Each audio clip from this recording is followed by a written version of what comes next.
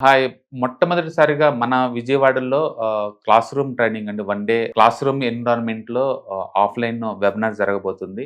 And interest ఉన్న participants ఈ కింద స్క్రోల్ అవుతున్న నంబర్‌కి రింగ్ చేసుకొని సీట్ బుక్ చేసుకోండి. దీంట్లో ETFs, index funds and mutual funds మీద completely and hand folding experience మీకు ప్రొవైడ్ చేయబడుతుంది. దీని ద్వారా ఏంటంటే మనం అసెట్స్‌ని స్టాక్ మార్కెట్‌లో ఎలా మేనేజ్ చేసుకోవాలి, ఎలా గ్రో చేసుకోవాలి, ఎలా ప్రొటెక్ట్ చేసుకోవాలో అంటే ప్రాక్టికల్‌గా నేర్చుకుంటారు. అండ్ ఇప్పటి వరకు మనం ఆన్‌లైన్‌లోనే మీరు అటెండ్ అవుతున్నారు. ఇక నుంచి మీరు మన విజయవాడ సిటీలోనే అండ్ లైవ్‌లో క్లాస్ రూమ్ ఎన్విరాన్మెంట్‌లో నేర్చుకునే ఛాన్స్ దొరుకుతుంది. కాబట్టి ఇంట్రెస్ట్ ఉన్న పార్టిసిపెంట్స్ కింద స్క్రోల్ అవుతున్న నంబర్‌కి పింగ్ చేసి సీట్ రిజర్వ్ చేసుకోండి. Thank you. నమస్తే కళ్యాణ్ గారు. నమస్తే జయ గారు. కళ్యాణ్ గారు, అభిరామ్ ఒక ఆయన మనకి మెయిల్ చేశారండి. వైఫ్ అండ్ హస్బెండ్ మధ్య ఒక ఇష్యూ, ఫార్వర్డ్ గా ఆలోచించే ఒక కపుల్ అన్నమాట. సో ఒకసారి నేను ఆయనతో మాట్లాడతానండి, ఫోన్ చేస్తాను, మాట్లాడేద్దాము. ఏంటి అంత ఫార్వర్డ్? చాలా ఫార్వర్డ్ గా ఉన్నారు కళ్యాణ్ గారు. నేనే షాక్ అయ్యాను. ఓ ఇలా కూడా ఉన్నారా, ఇలా కూడా ఆలోచిస్తున్నారా అనుకున్నాను యాక్చువల్లీ. ఫార్వర్డ్ వల్ల జీవితం బ్యాక్వర్డ్ అవుతూనే ప్రాబ్లం. నమస్తే అండి, అభిరామ్ గారండి. అవునండి, నమస్కారం అండి. ఎవరండి? నేను జయానండి, అందమైన జీవితం ప్రోగ్రామ్ నుంచి కాల్ చేస్తున్నాను. నమస్కారం మేడం. నమస్తే అండి, మీరు మెయిల్ చేశారు. కళ్యాణ్ చక్రవర్తి గారు నాతో పాటు స్టూడియోలో ఉన్నారు. మీ మెయిల్ సారాంశం ఒక్కసారి డాక్టర్ గారితో చెప్పండి. అలాగే మేడం. రైట్. ఎంత ఉంటుందో వయసు? నమస్కారం సార్. నమస్తే అభిరామ్ గారు. నమస్తే సార్. నమస్కారం సార్. ఎక్కడండి, ఏ ఊరు మీది? నెల్లూరు సార్ మాది. నెల్లూరు. మాది కొంచెం అబోవ్ మిడిల్ క్లాస్ సార్. నేను డిగ్రీ దా చదివాను. ఆస్తులు ఉన్నాయి సార్. బిజినెస్ చేస్తుంటాను సార్ నేను. Okay, very good. బాగా సెటిల్ అయ్యారు లైఫ్ లో. కొన్ని సంవత్సరాలు, ఒక 4 years బ్యాక్, అంటే లేట్ మ్యారేజ్ సార్ నాది. కొంచెం కొన్ని సంవత్సరాలు, ఒక 4 years బ్యాక్ ఒక అమ్మాయిని సెట్ చేశారు సార్. అది ఆ అమ్మాయి బెంగళూరు. ఆ అమ్మాయి పేరు సంధ్య, సాఫ్ట్వేర్ ఇంజనీర్. ఓకే అండి. ఎప్పుడైంది సార్ మీకు ఏ వయసు అప్పుడు పెళ్లి అయింది? సంజయ్ గారికి ఆ టైం అప్పుడు వయసు ఎంత? ఆవిడకి నాకు ఒక 6 years గ్యాప్ ఉంది సార్. సో మంచి అమ్మాయి దొరికింది, కొంచెం లేట్ అయినా కూడాను అని బాగా హ్యాపీ ఫీల్ అయ్యాను సార్. ఓకే అండి. ఆ తర్వాత పెళ్లి చేసుకున్నప్పటి నుంచి అమ్మాయి కొంచెం ఏదో వింతగా ప్రవర్తిస్తుంది సార్. అట్లని నేను తప్పు పడడానికి ఏం లేదు సార్ అమ్మాయిలో. కాకపోతే ఏంటంటే, నీ జీవితం నీది, నా జీవితం నాది. నన్ను నువ్వు ఫోర్స్ చేయడానికి లేదు, నిన్ను నేను ఫోర్స్ చేయను. రెండు ఉన్నాయి. నీకు ఇష్టం వచ్చినట్లు నువ్వు బతుకు, ఆ, నాకు ఇష్టం వచ్చినట్లు నేను బతుకుతాను. నువ్వు ఇండిపెండెంట్, నేను అంటే ఇండిపెండెంట్. ఫర్ ఎగ్జాంపుల్ ఏమన్నా చెప్పండి, అంటే మీ ఇద్దరి మధ్య జరిగిన సంఘటన చెప్తే డాక్టర్ గారికి ఇంకొంచెం సులువు అవుతుంది. అలాగే మేడం. పొద్దున్నే ఆడవాళ్ళంటే ఎలా ఉండాలి? నిద్రలేయగానే వాకిట్లో ముగ్గేసి ఇల్లు చిమ్మాలి, అన్ని ఉంటాయి కదండి. భర్తతో బాగా అన్యోన్యంగా ఉండాలి. అలా ఇంకా అన్ని ఉంటాయి కదండి. బంధువులు వచ్చినప్పుడు బాగా చూసుకోవాలి వాళ్ళని, దగ్గరగా ఏం కావాలో ఏంటో అడిగి ఆప్యాయతగా ఉండాలి అని ఉంటది కదండి. అలా ఏం చేయదండి. అది నాకు కొంచెం డౌట్ ఉంది, ఆ అమ్మాయికి ఏదైనా సైకియాట్రిస్ట్ ప్రాబ్లం ఉందా అని. ఏంటండి ఈ పనులు చేయకపోవడంతో అదేమన్నా సైకలాజికల్ ప్రాబ్లం ఉందన్న అంత డౌట్ వచ్చేసిందా? ఉందని, లేకపోతే ఇప్పుడు ఇది మన కల్చర్ కాదు కదా మేడం. మానసిక సమస్య అనే యాంగిల్లో మీరు వెళ్ళబాకండి. కానీ అది కాదు. ఇప్పుడు మీ ఇద్దరు పెళ్లికి ముందు కొంతవరకైనా మాట్లాడుకున్నారండి? అభిప్రాయాలు, ఆలోచనలు, వ్యక్తిత్వాలు తెలుసుకున్నారా? ఎంతవరకు మాట్లాడుకున్నారు? ఇది నా ఉద్దేశం, నా ఆలోచన ఇది, నాకు రాబోయేటటువంటి భార్య ఈ విధంగా ఉండాలి, ఈ విధంగా ఆలోచించాలి, వ్యవహరించాలి అనేది ఎంతవరకు మీరిద్దరు మాట్లాడుకున్నారు? అది సార్ అంటే ఆవిడకి ఇష్టమైతేనే మాట్లాడుతుంది సార్. అది కూడాను పెళ్లి రోజు మాత్రం చాలా ఆప్యాయతగా అందరితో బాగా మాట్లాడి సిగ్గుపడటం, అబ్బో చాలా సాంప్రదాయం అనుకున్నాను సార్ నేను. ఆవిడ తర్వాత డే 2 నుంచి ఆవిడేంటో నాకు తెలిసింది. ఆ అమ్మాయి చాలా ఇండివిజువల్ గా, ఇండిపెండెంట్ గా, మోడర్న్ గా, ముగ్గేయకుండా పోనీ వంట చేస్తారండి ఆవిడ? వంట కూడా తనకి ఇష్టం వచ్చినప్పుడు చేస్తుంది సార్. దేంట్లోనో ఆర్డర్ పెట్టుకుంటుంది. నా గురించి ఆలోచించేది ఏం లేదు సార్. నీకు ఆకలి అయితే నువ్వు తిను, ఆకలైతే నువ్వు తిను. సో అంటే నేను వండి పెట్టినప్పుడు నేను తినంగా మిగిలింది అక్కడ పెట్టేసిపోతాను. నీకు ఆల్రెడీ నువ్వు తిన్నట్టు మానుకుని నువ్వు కూడా ఆర్డర్ అదే ప్రాబ్లం. బయట మోడర్న్ అయితే పర్లేదు, ఇంట్లో కూడా మోడర్న్ కాదండి. ఇప్పుడు మరి మీ గురించి ఏమంటది ఆవిడ? నా లెక్క ప్రకారం నువ్వు రా, నీ లెక్క ప్రకారం నేను రానంటదా? అలాగా సార్, దానికి డిమాండ్స్ ఏమి ఉండవు సార్. నీ ఇష్ట ప్రకారం నువ్వు ఉండు, నా ఇష్ట ప్రకారం నువ్వు ఉండక్కర్లేదు. Right, okay. ఇంకా మర్యాదలు ఇవన్నీనండి మీ కుటుంబ సభ్యులుగా ఆవిడ ఇచ్చేటటువంటి మర్యాదలు? సార్ మొన్న మా అమ్మ నాన్న మా తమ్ముడు వీళ్ళు వచ్చారు. వాళ్ళని ఇంటికి వస్తే ఏ ఆడవాళ్ళైనా కూడా పలకరించే కాస్త అత్తయ్య మామ ఎలా ఉన్నారని పలకరించాలి కదా సార్. ఏం పలకరించారు సార్, హాయ్ అంటది అంతే. వాళ్ళు ఏమనుకుంటారు సార్ పల్లెటూరు నుంచి వచ్చిన వాళ్ళు? కొంచెం ఇవన్నీ అంటే మనకి వినేటప్పుడు ఏ ఆడపిల్ల అయినా ఇలాంటి మాటలు ఉంటే అదేంటి అనిపిస్తుంది, కానీ ప్రాక్టికల్ గా కొన్ని పాటించాలి కదా కళ్యాణ్ గారు. ఒరే అంటారు సార్ నన్ను, ఒరే అంటదా? ఏరా అని పిలుస్తుంది. ఒకవేళ నీకు అంత అభిమానంగా ఉంటే నువ్వు అంత అల్ట్రా మోడల్ ఉండాలంటే మన ఇద్దరు ఉన్నప్పుడు అనుకో ఒరే అని, నాకేం ప్రాబ్లం లేదు. అమ్మ నాన్న ఎవరు బంధువులు వచ్చినప్పుడు ఫ్రెండ్స్ వచ్చినప్పుడు ఒరే అని పిలిస్తే వాళ్ళ ముందు నాకు పొరుగు ఉంటుంది సార్. కదండి, ఆ ఒరే అనేటటువంటిది ఏంటి, దురుద్దేశంతోనా, కోపంలోనా, లేదంటే ప్రేమతోనే అని చెప్తుంది. ప్రేమతోనే, కానీ వేరే వాళ్ళ ముందు అంటాం అనేది మీకు నచ్చదు. అయినా కానీ ఆవిడ వేరే వాళ్ళ ముందే అంటది ఒరే అని. అది బయట వెళ్ళినప్పుడు ఫ్రెండ్స్ అంటారు కదా సార్, వీడి వల్ల వీడికి అసలు గౌరవం లేదని చెప్పుకుంటారు కదా సార్, నేనంత బాధపడాలి. మరి ఆవిడతో డిస్కస్ చేశారా మీరు ఎప్పుడైనా అండి? డిస్కస్ చేస్తే విందు మేడం, అసలు పట్టించుకోదు. తరుందే అంటే ఇక్కడ రెస్పెక్ట్ ఇవ్వకపోవటం అనే ఉద్దేశం కాదేమో. బహుశా ఏంటంటే ఆవిడకి అది ఊత పదం అయి ఉండొచ్చు, లేదంటే అది చాలా క్యాజువల్ వర్డ్ అయి ఉండొచ్చు. ఏ వయసు ఉన్న వాళ్ళన్నా వయసులో పెద్ద అంత ప్రేమ చూపిస్తున్నాను అన్నప్పుడు ఒరే బదులు ఏదో బుజ్జి కన్నో నాన్నో బంగారం చిన్నో అవి ఉన్నాయి కదా సార్, అవి వాడవచ్చు కదా. అదేలేండి, ఏం వాడాలో మనం చెప్పలేం లేండి, కానీ ఏం వాడకూడదు అని అయితే మాత్రం మనం చెప్పచ్చు. ఏమంటారు ఇప్పుడు, ఇంతకు మీ ఉద్దేశం ఏంటి, ఎందుకు మాకు కాల్ చేశారు? ఇప్పుడు ఆవిడ్ని మోడర్న్ నుంచి అండర్ మోడర్న్ చేయమంటారా, ఏమంటారు?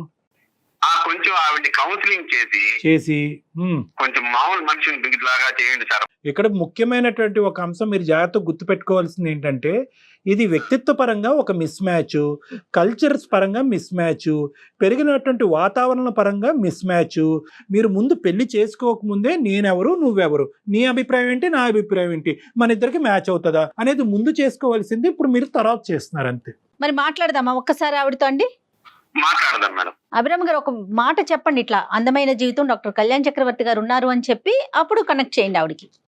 సరే మేడం, అంతే ఉంటుందా? అంతే. మాట్లాడుతున్న వ్యక్తి మీ కాల్ ను హోల్డ్ లో ఉంచారు, దయచేసి లైన్ లో వేచి ఉండండి. హలో చెప్పబే సంధ్య, ఒక నిమిషం నేను చెప్పేది వింటావా?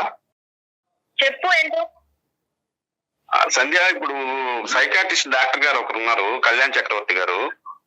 ఓకే, అది మీ గురించి చిన్న ప్రాబ్లం ఉందని సార్కి చెప్పాను. నా గురించి ప్రాబ్లమా? కొంచెం అది డాక్టర్ గారితో మాట్లాడతారా? ఎవరికి ప్రాబ్లం? సంధ్య అమ్మా, సారీ అమ్మ, నేను డాక్టర్ కళ్యాణ్ చక్రవర్తి అమ్మా. నేను సుమన్ టీవీ అందమైన జీవితం నుంచి మాట్లాడుతున్నానమ్మా. నమస్తే అమ్మా. అతను సరిగ్గా అదేంటంటే ఫ్రేమ్ చేయలేకపోతున్నారు. ఆ ప్రాబ్లం అనే పదంలోనే పెద్ద ప్రాబ్లం ఉన్నట్టు నాకు అనిపిస్తుంది. ఇక్కడ ఎవరికి ప్రాబ్లం ఉన్నట్టు నాకైతే అనిపించట్లేదు. అతను ఏంటంటే, అతను బేసిక్గా ఏమంటారంటే, మీ పెళ్ళి అయ్యి ఇప్పుడు దగ్గర 6 సంవత్సరాలు అయింది. ఈ 6 సంవత్సరాల్లో ఏంటంటే మా ఇద్దరి యొక్క ఆలోచన శైలి కానీ, వ్యక్తిత్వాలు కానీ, అభిప్రాయాలు కానీ ఇవి కలవట్లేదు. ఆవిడ కొద్దిగా ఇండివిజువల్గా ఇండిపెండెంట్గా ఉంటాను అని తన ఉద్దేశము. నేనేంటంటే కొద్దిగా ఇంకా సాంప్రదాయబద్ధంగా పాతకాలపు వ్యవహారాలు, ఆలోచనలు ఇలాంటివి కావాలని నేను కోరుకుంటా ఉంటాను. కొద్దిగా ఆవిడకి ఏమైనా ప్రాబ్లమా అంటే కనుక కాదు సార్, ఆవిడకి ఏం ప్రాబ్లం ఏమీ లేదు, ఇది భిన్నమైనటువంటి స్వరాలు అని అన్నాను. సో దాంతో అతను కొద్దిగా ఇబ్బంది పడుతున్నారంట. సో మీ ఇద్దరి మధ్యన ఒక సఖ్యత కుదరటానికి, ఒక విధమైనటువంటి ప్రయాణం సాఫీగా ముందుకెళ్ళటానికి మీరు కొంతవరకు మారితే అతను కూడా చాలా వరకు మారటానికి ఇష్టపడుతున్నారమ్మా. నేను హ్యాపీగానే ఉన్నాను, తను కూడా హ్యాపీగానే ఉన్నాడు. చెప్పండి, మీరు ఎందుకు హ్యాపీగా లేరో చెప్పాలి అభిరామ్ గారు. సార్, ఇప్పుడు మామూలుగా ఆడవాళ్ళు అంటే ఇంట్లో వాళ్ళు, భార్య అంటే ఆడవాళ్ళు అంటే ఎలా ఉంటారు సార్? మామూలుగా పొద్దున్నే లేచి ఇల్లు జిమ్ముకొని ముగ్గేసి ఇవన్నీ చేస్తారు కదా సార్. కాదు, నేను ముగ్గేయడం నీకు పెద్ద సమస్య. ఏమనుకుంటున్నావు నువ్వు? పనమ్మ వేస్తుంది కదా, నేనే వేయాలని ఏంటి? ఇది ఒక పైసాకి కారణమా ఏంటి? కాదు సంజయ్, నీకు అర్థం కావట్లేదు. ఏంటంటే అది మామూలుగా ఇంట్లో ఉండే భార్య భర్త అన్యోన్యంగా ఉండాలి, ఒకరి పనిలో ఒకరు పంచుకోవాలి, ఒకరు చెయ్యాలి. అలాగా ఉండటం లేదు. నువ్వు నా పని నా ఇష్టం, నీ పని నీ ఇష్టం, నువ్వు నన్ను ఫోర్స్ చేయడానికి లేదు, నేను నిన్ను ఫోర్స్ చేయడానికి లేదు అంటున్నావు కదా. నీకు అర్థం కాని విషయం ఏంటంటే, అవి నేను నీకు ఫుల్ ఫ్రీడమ్ ఇచ్చాను. నువ్వు ఏది చేయాలనుకుంటే అది చేయమని చెప్పి. ఓ నేను ఏది చేయాలనుకుంటానో అలాగే చేస్తాను.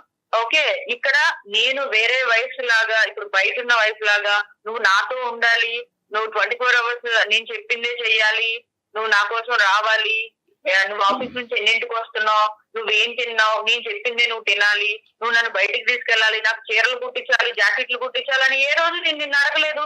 నీ సర్కిల్లో నేను ఉంచాను, నా సర్కిల్లో నేను ఉంటాను అంటున్నాను. నీకు ఇక్కడ ప్రాబ్లం ఎక్కడ ఉంది? హ్యాపీగా ఉంటున్నావు, నువ్వు ఏం చేసుకుంటున్నావు, నేను ఏం చేసుకుంటున్నాను, ఇంకా నీకు ప్రాబ్లం ఏంటి? అది కాదు సంధ్య, ప్రాబ్లం ఏంటంటే ఇప్పుడు మనకి 6 years దాకా కావస్తుంది, పిల్లలు లేరు. ఏ రోజైనా నాతో సఖ్యతగా ఉన్నావా నువ్వు? పిల్లలు లేరు అంటే పుట్టినప్పుడు పుడతారు. ఇప్పుడు అర్జెన్సీ ఏముంది? అర్జెన్సీ అంటే ఏంటి సంధ్య? ఇప్పుడు నువ్వు అసలు భర్తతో ఎలా ఉండాలో ఒక భార్య అలా ఉంటున్నావా? నువ్వు ఒక యంత్రం లాగా ఉంటున్నావు. యంత్రం లాగా నా కంఫర్ట్ జోన్ లో నేను ఉంటున్నా, నీ కంఫర్ట్ జోన్ లో నిన్ను ఉంచుతున్నా. అది నువ్వు కంఫర్ట్ అని నువ్వు అనుకుంటున్నావు సంధ్య. ఇప్పుడు మన ఇద్దరు ఉన్నప్పుడు నీ మీద ప్రేమ మీద నీకు ప్రేమ ఉంది, నీ మీద ప్రేమ ఉంది, ఒరే అని పిలుచుకోవచ్చు. మన ఇద్దరు ఉన్నప్పుడు బంధువులు వచ్చినప్పుడు కూడా నువ్వు ఒరే అంటే ఎలాగ నన్ను వాళ్ళు ఏం ఫీల్ అవుతారు? వీడి భార్య వీడికి అసలు ఇదే ఇవ్వడం లేదు, గౌరవం ఇవ్వడం లేదు అని అంటారు కదా.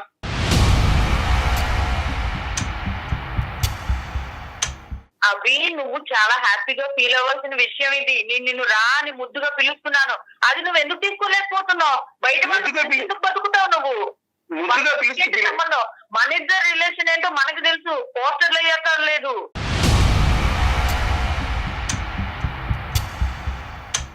ముద్దుగా పిలవాలంటే బంగారం, చిన్ని, బుజ్జి ఉన్నాయి కదా వాళ్ళ ముందు. నువ్వు ఇండివిజువల్ గా ఉన్నప్పుడు నన్ను పిలుచుకో, నేను కాదనలేదు. పిలిచేంత ప్రేమ నీ మీద నాకు రావట్లేదు. మరి సంజయ్, నేను కొద్దిగా ఇప్పుడు ఇంటరప్ట్ అవ్వచ్చా? కొద్దిగా ఇక్కడ ఏంటంటే అతను కాన్సెప్ట్ ఏదైతే ఉందో కంప్లీట్గా ఒక మ్యారేజ్ గురించి కానీ వచ్చేటటువంటి భార్య ఎలా ఉండాలి, ఎలా వ్యవహరించాలి అనేటటువంటిది కంప్లీట్గా మీరు చెప్పేదానికి కాంట్రాస్టింగ్గా ఉంది. మీరేంటంటే కంఫర్ట్ అంటున్నారు, ఫ్రీడమ్ అంటున్నారు, స్వేచ్ఛ అంటున్నారు, నీ జీవితం నీది, నా జీవితం నాది అంటున్నారు. అది అతను కంఫర్ట్ అనుకోవట్లేదు, అది అతను ఫ్రీడమ్ అనుకోవట్లేదు. ఎవరికి వాళ్ళుగా బతికేటట్టు అదే నేను ఎవరి ప్రాబ్లము అని అనట్లేదమ్మా. ఇది ఇద్దరికి సంబంధించినటువంటి ప్రాబ్లము. ఇద్దరు ఒకరినొకరు అర్థం చేసుకునేటటువంటి ప్రయత్నంలో అవతల వాళ్ళకి ప్రాబ్లం ఉందా లేదంటే నాకే ప్రాబ్లం ఉందా అనేది అనుకోవటం ఇక్కడ ఇంపార్టెంట్. ఇప్పుడు మీరిద్దరు ఏంటంటే ఇరువైపులా ఇలా వేలు చూపెట్టుకుంటున్నారు, 4 ఏళ్ళు మీ వైపు చూపెడుతున్నాయి అనేటటువంటి మీరు అనుకోవట్లేదు. ఇలాంటి సమస్యల్లో ప్రధానంగా కావాల్సింది ఏంటంటే ఎదుటి వాళ్ళకి ఏం ప్రాబ్లం ఉంది అనేది కాదు, ఎదుటి వాళ్ళకి నేను ఎలా అడ్జస్ట్ అవ్వాలి, నా ప్రాబ్లం ఎలా తగ్గించుకోవాలన్నది ఆలోచించడం ఇంపార్టెంట్. ఇక్కడ ఏంటంటే మీరు కొన్ని పదాలు వాడుతున్నారు, ఫ్రీడమ్ అంటున్నారు, కంఫర్ట్లో ఉంటున్నారు, ఇండివిజువాలిటీ అండ్ ఇండిపెండెన్స్ అంటున్నారు. అతని ఉద్దేశంలో ఏంటంటే ఈ ఫ్రీడము, కంఫర్ట్, ఇండివిజువాలిటీ అనేటటువంటిది ఇందాక మీరు అంటున్నారు కదా, నీ బతుకు నువ్వు బతుకు, నువ్వు ఎక్కడికి వెళ్ళాలంటే అక్కడికి వెళ్ళు, నా పర్మిషన్ తీసుకోవద్దు, నీ వంట నువ్వు వండుకో, నీ తిండి నువ్వు తిను అని అంటున్నారు కదా. అవి మీరేమనుకుంటున్నారు? అది ఫ్రీడము, కంఫర్టు అని అనుకుంటున్నారు. అది ఎలాగా?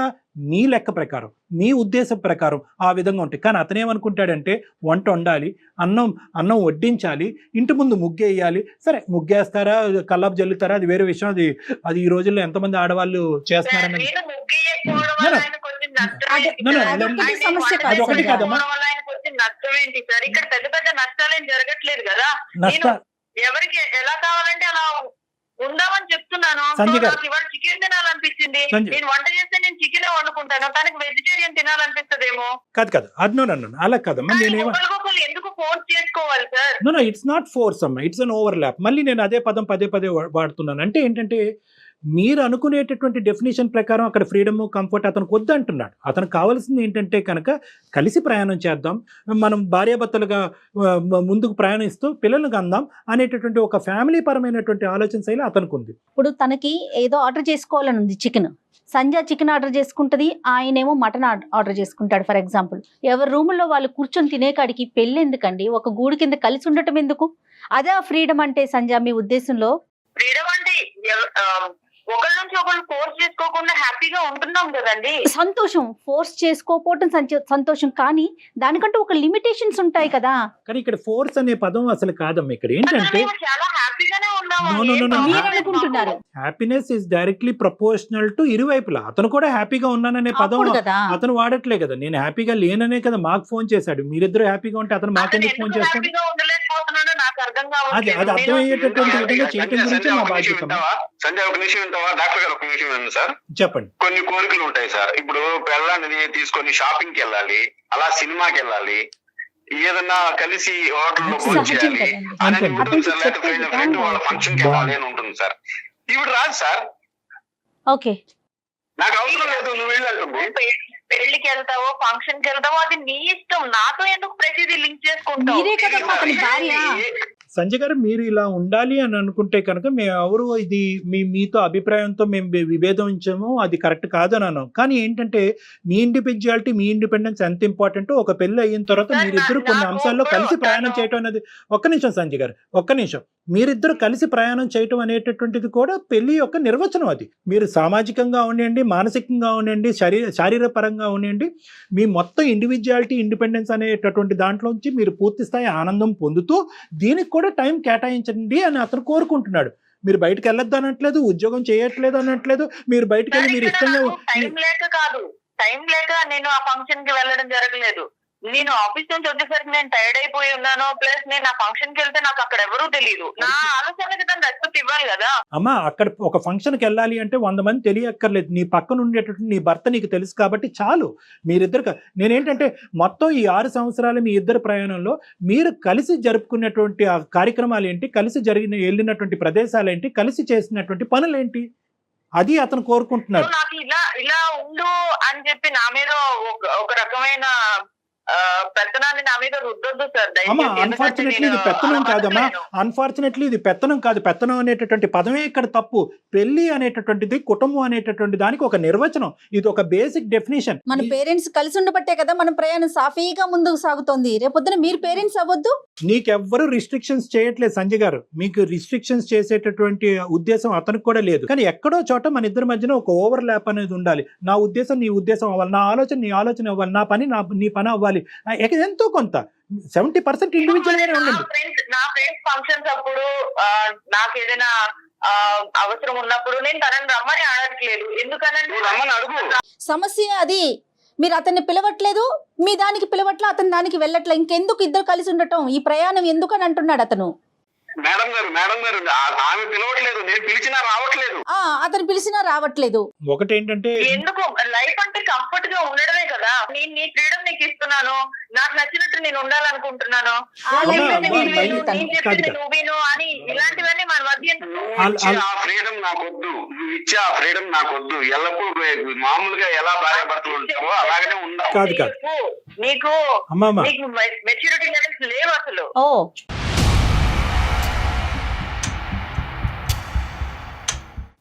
నాకెందుకు లేవు సంధ్య? నువ్వు ఏంటి ఎలా మాట్లాడుతున్నావు? అతనికి మెచ్యూరిటీ లెవెల్స్ లేవు, నీకు మెచ్యూరిటీ ఎక్కువ అయిపోయింది. అమ్మ నాన్న గురించి నీకెందుకు? ఎంత బాగా చూసుకోలేదు, ఇంటికి వస్తే నేను బాగా చూసుకున్నానా లేదా? నువ్వు ఇలా మాట్లాడుతున్నావు. అదే మా అమ్మ నాన్న మా తమ్ముడు వచ్చినప్పుడు నువ్వేం చేసావు? వాళ్ళు పలకరించావా? మళ్ళీ అంటున్నావు, మళ్ళీ అదంతా కంఫర్ట్ అంటున్నావు, నా ఇష్టం అంటున్నావు. మళ్ళీ వాళ్ళు రాగానే నేను హాయ్ చెప్పాను. ఆఫీస్ లో ఉండి నేను స్విగ్గీ నుంచి ఆర్డర్ చేశాను. ఇంకేం చేయాలి? అదే సంస్కారం. హాయ్ చెప్పి వెళ్ళిపోయేదనా? నేను మీ అమ్మ నాన్న వచ్చినప్పుడు ఎలా చూసుకున్నాను నేను? నాకు ఇలాగే వచ్చు, నాకు ఇలాగే తెలుసు. అది కాదు సంజయ్, ఎందుకు అలా మాట్లాడుతున్నావు? నువ్వు ఏ విషయంలో నువ్వు నాకు సపోర్ట్ ఉన్నావు చెప్పు? ఏ విషయంలో సపోర్ట్ ఉన్నావు? అదే ఉంటే నా కంఫర్ట్ అంటావు.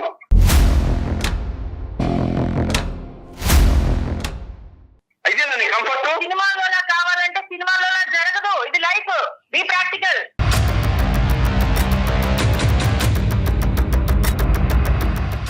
లైఫ్ లో కూడా కొన్ని ఉంటాయి, వెసులుబాట్లు ఉంటాయి. అవేం చెయ్యు. ఏం చేసినా నీకు అనుకూలంగా మాట్లాడుకుంటావు, నువ్వు కంఫర్ట్ అంటావు దాన్ని. నువ్వు ఎందుకు తీసుకోలేకపోతున్నావు నాకు తెలియట్లేదు. ఏం తీసుకోవాల్సిన?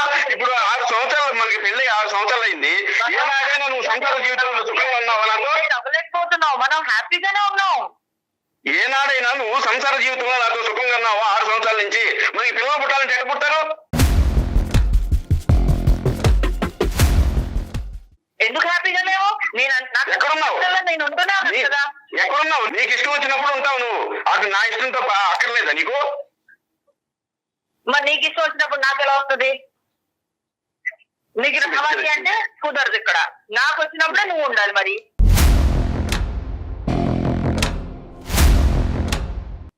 మొదటిగా సత్య ఎంత ఇష్టపడి చేసుకున్నాను నిన్ను, ఎంత ఇష్టపడి చేసుకున్నాను నిన్ను, చాలా మంచిదని చేసుకున్నాను. ఇష్టం లేదని నేనేం చెప్పలేదే. ఇలా బిహేవ్ చేస్తుంటే ఇంకెలా ఉంటుంది సత్య?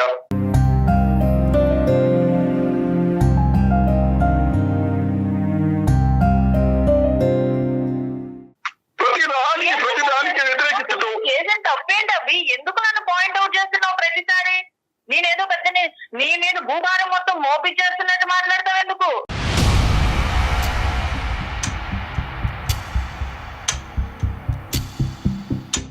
ఒక్కసారి బయటికి వెళ్ళి చూడు, ఎంతమంది వైఫ్లు వీడియో కాల్స్ మెసేజెస్ చేస్తూ ఎంత హెరాస్ చేస్తున్నారో బయట జనాల్ని.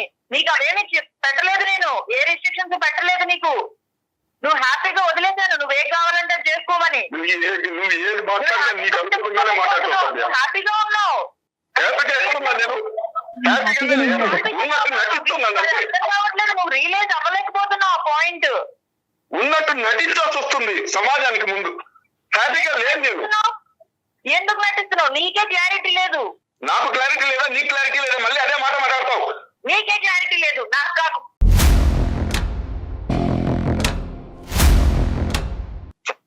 ఇలా మాట్లాడుతుంది ఏం చేయాలి? అమ్మ సంధ్య, అమ్మ ఒక్క నిమిషం అమ్మా. మనిషి ఏడుస్తున్నాడమ్మా, మనిషి ఏడుస్తున్నాడు. ఆ విషయమే అర్థం కావట్లేదు డాక్టర్ గారు. అభిరాము ఇదంతా ఒక డ్రామా క్రియేట్ చేస్తున్నారు. అదేనమ్మా. ఇంకా అక్కడ ఏడవలసిన అవసరం లేదు. ఏడుపు డ్రామా అంటే కనుక మీ పెళ్ళే డ్రామా అమ్మా. అలా అయితే ఇంకా పెళ్ళే డ్రామా, మీ జీవితమే డ్రామా. సంధ్య చనిపోయారా ఇప్పుడు ఏడవడానికి? ఏ అమ్మా తప్పమ్మా మాట. ఎవరు చనిపోయారమ్మా? ఏంటో మాటలు? డాక్టర్ గారు, మనసులో ఎంత బాధ ఉంటే, ఆ అమ్మాయి మీద ఎంత ఇష్టం ఉంటే నాకు ఇంత ఏడుపోతుంది చెప్పండి. లేదు సంధ్య, ఇప్పుడు ఇక్కడ చాలా ఇప్పుడు ఏంటంటేనమ్మా, ఇప్పుడు మొత్తం పిక్చర్ అంతా క్లారిటీ వచ్చిందమ్మా. ఇప్పుడు వరకు modern, ultra modern, not so modern అనేటువంటి పదాలే మాట్లాడుకుంటున్నాం, కానీ అసలు ఇమోషనల్గా కూడా మీరిద్దరు కనెక్ట్ అవ్వలేదు అనేటటువంటిది ఇప్పుడు ఈ ఈ సందర్భంలో మనకు అర్థమైపోయింది. ఇది మోడర్నిజం గురించి కాదు. మీరు ఎలా బతకాలి అనుకుంటే అలా బతకచ్చు, ఉద్యోగాలు చేసుకోవచ్చు, పబ్బులకి వెళ్ళొచ్చు, తిరగచ్చు, మీ ఇష్టానుసారం మీరు ఉండొచ్చు. కానీ అతను ఏంటంటే 6 సంవత్సరాల ప్రయాణంలో నీ భర్త ఎందుకు ఏడుస్తున్నాడు, ఈరోజు ఎందుకు ఏడుస్తున్నాడు, ఆ ఏడు వెనకతల డ్రామా ఉంది అనేటటువంటి నువ్వు పదం వాడటం అన్నది నిజంగా హాస్యాస్పదం అమ్మ. అసలు మీ పెళ్ళికే మీనింగ్ లేదు నువ్వు ఆ మాట అంటే కనుక. నా భార్య నా పక్కన ఉండాలి, ఈడు జోడుగా ఉండాలి, కలిసి ప్రయాణం చేయాలి, నా కోరికలను అర్థం చేసుకోవాలి. నీకు అర్థం కావట్లేదు కాబట్టి 2 నిమిషాలు నా మాట వింటే కనుక నీకు అర్థం అవుతుంది. అభిరామ్ గారు, ఒక్క నిమిషం సంజయ్ గారు, అభిరామ్ గారు, మీరు వ్యక్తపరిచేటటువంటి మాటలు, మీ ఆలోచన, మీ హావభావాలు ఆవిడకి రీచ్ అవ్వట్లేదు కాబట్టి ఒక 2 నిమిషాలు మీరు వెయిట్ చేయండి.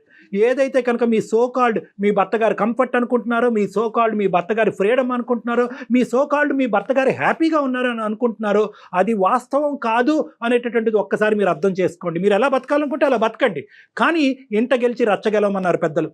మీ చదువు మీకు ఏ సంస్కారం నేర్పిందో, మీ పెద్దవాళ్ళు మీకు ఎటువంటి మర్యాదపూర్వకంగా ఎలా ఇతరులతో వ్యవహరించాలని చెప్పారో అనేది నాకు తెలియదు, కానీ అట్లీస్ట్ ఇంటికి వచ్చేటటువంటి పెద్దవాళ్ళు ఎవరైనా వస్తే కనుక ఇంటికి రావాలి, మర్యాదగా నమస్కరించాలి, వాళ్ళని కూర్చోపెట్టాలి, వాళ్ళకి మర్యాదలు చేయాలి, వాళ్ళకి తిండి పెట్టాలి, వాళ్ళని సాగరింపించాలి. స్విగ్గీలో ఆర్డర్లు పెట్టి ఫోన్లో హాయ్ చెప్పటం ఏంటమ్మా? మరీ అంత పాశ్చాత్య జీవితంలోకి వెళ్ళిపోయామా మనం? నీ భర్త డ్రామా అంటాం ఏంటమ్మా? నీ భర్త డ్రామా? నువ్వేమనాలంటే, ఏమండి మీకు కావాల్సినటువంటి కట్టుబాటు దిద్దుబాటు ఏమైనా ఉంటే కనుక దానికి నేను ready. At the same time నాకు కూడా మీ సైడ్ నుంచి ఇటువంటి మార్పు కావాలి అని అనుకుంటే కనుక అది జీవితం, అది ప్రయాణం, అది పెళ్ళి. నేను ఇంతే ఉంటాను, నేను ఎలాగే ఉంటాను, నేను ఇండిపెండెంట్, నేను ఇండివిజువల్, నువ్వు హ్యాపీగానే ఉన్నావు, నువ్వు కంఫర్ట్లోనే ఉన్నావు, నువ్వు ఎందుకు ఏడుస్తున్నావు, నీ ఏడుపు డ్రామా అంటే కనుక ఇంకేముంది ఆ మనిషి? సంధ్య, నాకేం పిచ్చి లేదు, సైకలాజికల్ ఇష్యూస్ నాకేం లేవు, నేను బానే ఉన్నాను, మేమిద్దరం కూడా హ్యాపీగానే ఉన్నాం. అదిగోండి మళ్ళీ అదే మాట అంటున్నారు, మీరు హ్యాపీగా ఉన్నారు, అతను నేను సంతోషంగా లేను మొర్రో అని మొత్తుకుంటున్నాడమ్మా. నువ్వు బ్యాచులర్ లాగా ఆలోచిస్తున్నావు సంధ్య, నువ్వు ఒక బ్యాచులర్ లైఫ్ ఎంజాయ్ చేస్తున్నావు, బ్యాచులర్ లాగా ఆలోచిస్తున్నావు, నీకు పెళ్ళయింది, మీరిద్దరు ఇండివిజువల్ గా ఉండాలి, నీ ఆలోచన నీది, అతని ఆలోచన అతనిది, కానీ ఇద్దరు కలిసి కూడా ప్రయాణం చేయాలి కదా, ఇంకెందుకు పెళ్లి? ఒకే ఇంట్లో ఉంటున్నాం, ఒకలాగే కలిసే ఉంటున్నాం కదా. ఆలోచనలు ఎక్కడ కలిసినాయి, మనసులు ఎక్కడ కలిసినాయి, శరీరాలు ఎక్కడ కలిసినాయి, ఇంకేం పిల్లలు పుడతారు? అది సార్ నేను అడిగేది కూడా అదే. నేను ఒక మనిషిని పెళ్లి చేసుకున్నానా, రోబోని పెళ్లి చేసుకున్నానా నాకు అర్థం కావట్లేదు.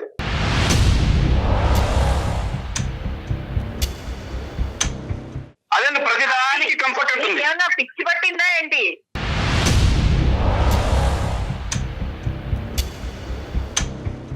పిచ్చి నాకే పట్టింది, ఎవరికి పిచ్చి పట్టిందో తెలిసిపోతుంది ఇక్కడ. అవును, నీకే పిచ్చి పట్టింది, అందుకే నువ్వు రియలైజ్ అమ్మ అవ్వలేకపోతున్నావు. సంధ్యమ్మ, అమ్మ సంధ్యమ్మ దయచేసి, ఆలోచించు. అమ్మ సంధ్యమ్మ దయచేసి మర్యాద ఇచ్చి పుచ్చుకోండి అమ్మ ప్లీజ్. అతను మీ భర్త, వయసులో పెద్దవాడు. ఒక్క నిమిషం, ఒక్క 2 నిమిషాలు. అతనికి పిచ్చి పట్టిందా మీకు పిచ్చి పట్టిందా దయచేసి ఈ పిచ్చి అనే సబ్జెక్ట్ తీసి పక్కన పెట్టండి. అతను కొంతవరకు మీరు ముందుకు వస్తే కాదు అతను డాక్టర్, తను అర్థం చేసుకోలేకపోతున్నాడు. డాక్టర్ గారు చిన్న విషయం చెప్పండి సార్. ఇప్పుడు చెప్తున్నాను. ఇప్పుడు ఇందాక చెప్పాను 4 మెట్లు దిగుతాను. 4 మెట్లు కాదు 10 మెట్లైనా దిగుతాను. ఆవిడ 2 మెట్లు దిగితే నన్ను అర్థం చేసుకుంటే. అమ్మ సంధ్య, అమ్మ సంధ్య, మెట్లు దిగడం మెట్లు ఎక్కడం ఏంటి అవి? అమ్మ ఎవరు ఏం దిగక్కర్లేదు. నీ మెట్టు మీద నువ్వు ఉంటే నా మెట్టు మీద నేను ఉంటా. పైకి ఎలా వెళ్తావు తల్లి? పెళ్ళెందుకు చేసుకున్నాం?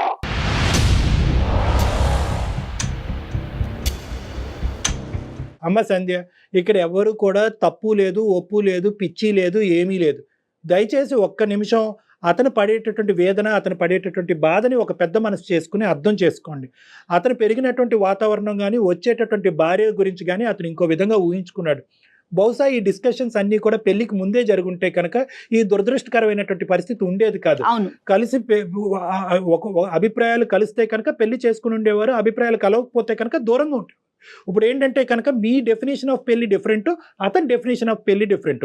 ఒకటి Sandhya, at the end of the day అతని ఆలోచనలో ఎటువంటి తప్పు లేదు.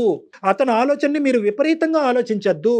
అంటే నన్ను పక్కన కూర్చుంటే రిస్ట్రిక్ట్ చేస్తున్నాడు, ఫోన్ చేస్తే కనుక రిస్ట్రిక్ట్ చేస్తున్నాడు, నా కథలకి పసిగడు అంటే గమనిస్తున్నాడు, నన్ను ఫ్రీడమ్ లేకుండా చేస్తున్నాడు అని అనుకోవద్దు.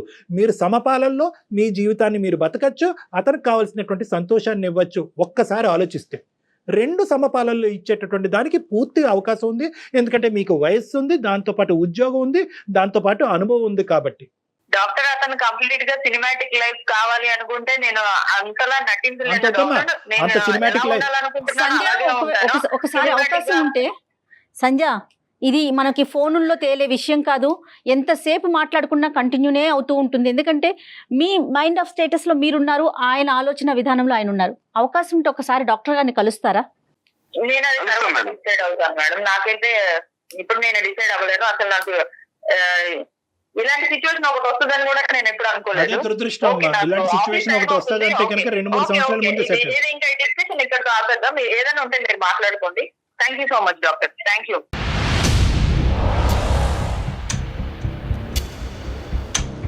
ఎంత మర్యాదస్తురాలు అమ్మా నువ్వు. ఇంత గొంతుకు చించుకుని నేను అరిచానా, కౌన్సిలింగ్ చేశానా, ఆవిడే నాకు కౌన్సిలింగ్ చేసిందా నాకు అర్థం కావట్లేదు. ఇప్పుడు పరిస్థితి ఇలా ఉన్నప్పుడు మీ అభిప్రాయం ఏంటి? నేనైతే ఇలాగే ఇంకా నా కర్మ ఇంతేలే అనుకుని నేను ఇలాగే కొనసాగాలి. కాదులేండి కాదులేండి, మనం ఆవిడ మీద ఉండే ఇంట్రెస్ట్, చేద్దామండి. ఎందుకంటే ఆవిడ మీద ఉండే ప్రేమ అభిమానం వల్ల నేనేమి విడాకులు అయితే ఇవ్వలేను సార్. వదిలేండి, అంతవరకు అక్కడ దాకా ఆలోచించకండి మీరు లేదు సార్. ఫలితాలు. అసలు విడాకులు అనేటటువంటి ఎజెండా ఇక్కడ లేదు. నేను ఫోన్ చేస్తాను ఆ అమ్మాయికి, మీరు ఆ నెంబర్ నాకు షేర్ చేయండి, ఆ అమ్మాయితో కొద్దిగా మాట్లాడతాను, లేదంటే కనుక నా దగ్గరికి రప్పించుకుంటాను, మన ముగ్గురం కూర్చొని మాట్లాడుకుందాం. అలాగే సార్. అప్పటి వరకు కొద్దిగా ఓపిక ఓర్పుతో ఉండండి.